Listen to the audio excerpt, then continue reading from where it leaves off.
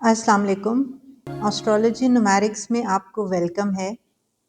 मैं आयशा हूँ और हमारी सैटर्न की रेट्रोग्रेशन की एक सीरीज़ चल रही है। सैटर्न जो कि बुर्ज हूत यानी पाइसेस में रेट्रोग्रेट है, 26 जुलाई 2026 को रेट्रोग्रेट हुआ है और 138 डेज़ तक ये पाइसेस में ही रेट्रोग्रेट रहेगा। 10th ऑफ दिसंबर को ये डायरेक्ट हो जाएगा। तो सैटर्न इक्वेरियस के सेकंड हाउस में रेट्रोग्रेड होगा और ये इसके फर्स्ट और 12th हाउस का लॉर्ड भी है। तो अगर आप भी इक्वेरियस हैं तो देखते हैं कि सैटर्न की ये रेट्रोग्रेशन आपके फाइनेंशियल सिचुएशन, आपकी लाइफ, आपके रिलेशनशिप्स और आपकी पर्सनालिटी पर क्या इम्पैक्ट डालने जा रही है। एक्वेरियस यानी बुर्ज दलू मेरे फेवरेट स्टार्स में से एक स्टार है और ये मेरा ज़ोडिक साइन भी है।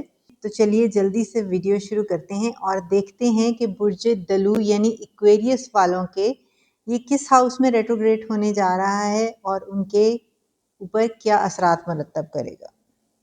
सैटर्न आपके सेकंड हाउस में रेट्रोग्रेड है, राहु आपके फर्स्ट हाउस में प्लेस्ड है और केतु आपके 7वें घर में बैठा हुआ है, जबकि सन और जुपिटर आपके 5th हाउस में हैं।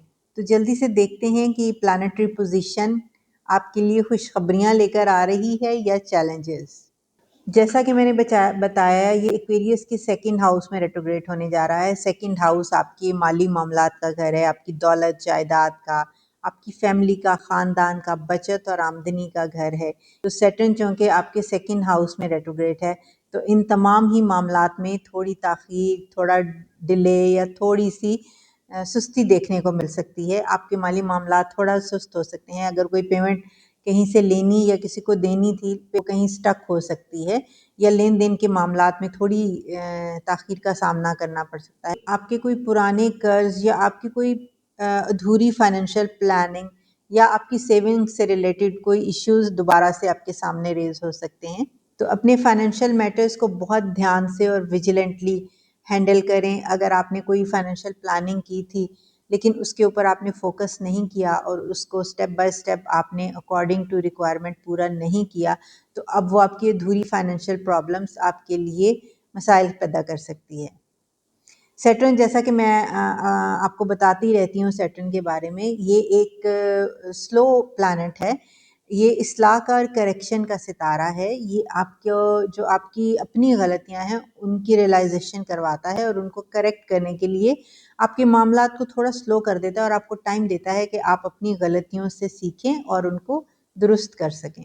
तो जहाँ पर सेकंड हाउस में आपको थोड़े चैलेंजेस फेस करना पड़ेंगे अपने माली मामलात में या अपनी सेविंग या फाइनेंशियल प्लानिंग के हवाले से, वहीं पर जुपिटर जो आपके 6th हाउस में प्लेस है और 7वीं नज़र से आपके दूसरे घर को देख रहा है, वो आपको इन मामलात को रिजॉल्व करने में थोड़ा हेल्प आउट करेगा। सैटर्न जो कि एक स्लो प्लैनेट है और ये आपको इंस्टेंट सक्सेस नहीं देता, इसलिए आप अपने फाइनेंशियल मैटर्स में इंस्टेंट प्रॉफिट या इमीडिएट प्रॉफिट की बजाय लॉन्ग टर्म प्रॉफिट पर फोकस करें। अगर आप मेहनत और मुसलसल जद्दोजहद से कंसिस्टेंसी से काम करते रहेंगे तो सैटर्न की रेट्रोग्रेशन आपको अच्छा खासा माली फ़ायदा देकर जाएगी, क्योंकि सैटर्न आपकी मेहनत का सितारा भी समझा जाता है। तो ये आपकी मेहनत का फल आपको हमेशा देता है।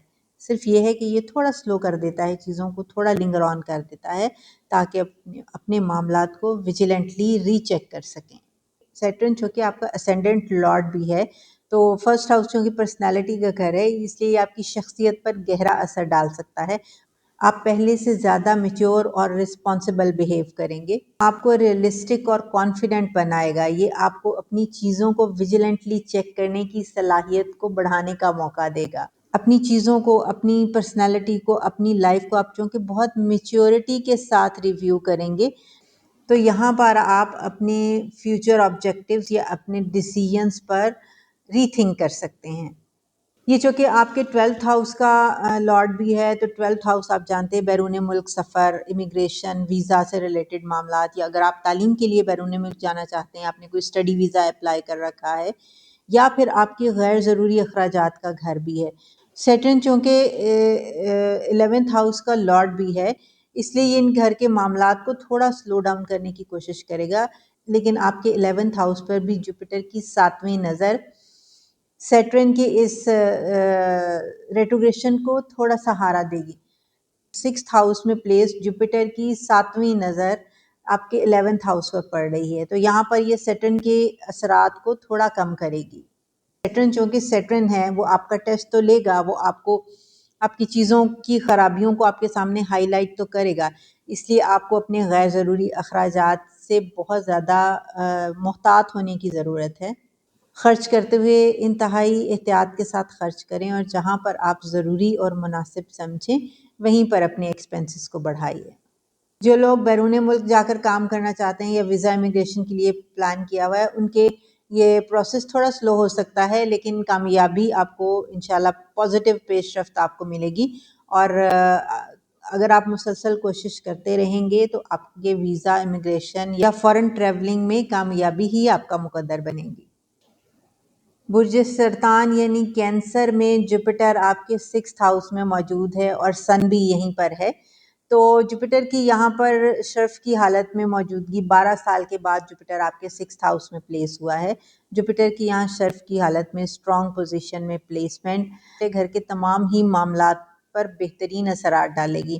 چھٹا گھر آپ کی صحت کا گھر ہے، آپ کی ملازمت کا گھر ہے، یہ آپ کے مخالفین کا گھر بھی ہے۔ یہاں جوپیٹر کی اسٹرانگ پوزیشن آپ کو فائنینشیل ایشوز سے نکلنے کے لیے ایک پراپر پلاننگ اور پروفیشنل گروتھ کے چانسز پرووائڈ کر سکتی ہے۔ اگر آپ ان چانسز کو اویل کر لیتے ہیں اور اپنی پراپر پلاننگ سمجھداری کے ساتھ کر لیتے ہیں تو آپ کی فائنینشیل پوزیشن بہت اسٹرانگ ہو جائے گی۔ جیسے کہ میں نے پہلے بھی ذکر کیا، جوپیٹر کی 5ویں نظر آپ کے 10ویں گھر پر، 7ویں نظر آپ کے 12ویں گھر پر اور 9ویں نظر آپ کے دوسرے گھر پر ہے، تو جوپیٹر کی یہ 7 نظرات ان تینوں گھروں کے جو بھی رکے ہوئے معاملات ہیں یا جو جوپیٹر سیٹرن کے ریٹروگریشن سے تھوڑے سلو ہو گئے ہیں جو آپ کے منصوبات، ان میں وسعت اور ایکسپینشن اور تھوڑی بڑھوتی لے کر آئے گی۔ راہو آپ کے 1st ہاؤس میں آپ کے لگن میں پلیس ہے، اور 1st ہاؤس میں یہ آپ کی شخصیت میں نمایاں تبدیلیاں لا سکتا ہے۔ راہو چونکہ جس ہاؤس میں بھی ہوتا ہے وہاں کے معاملات میں، وہاں کے منصوبات میں تیزی لے کر آتا ہے، تو آپ اپنی شخصیت میں بہت سے نئے پہلو دیکھیں گے۔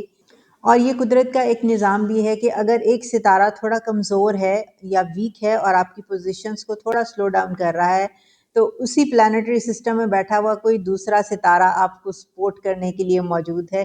یہ اللہ کی طرف سے ہمارے لیے ایک بلیسنگ ہوتی ہے کہ اگر کہیں کوئی چیلنج فیس کرنا پڑ رہا ہے تو سائے آف ریلیف دینے کے لیے کوئی ایک دوسرا پلانٹ ہمارے ساتھ موجود ہوتا ہے۔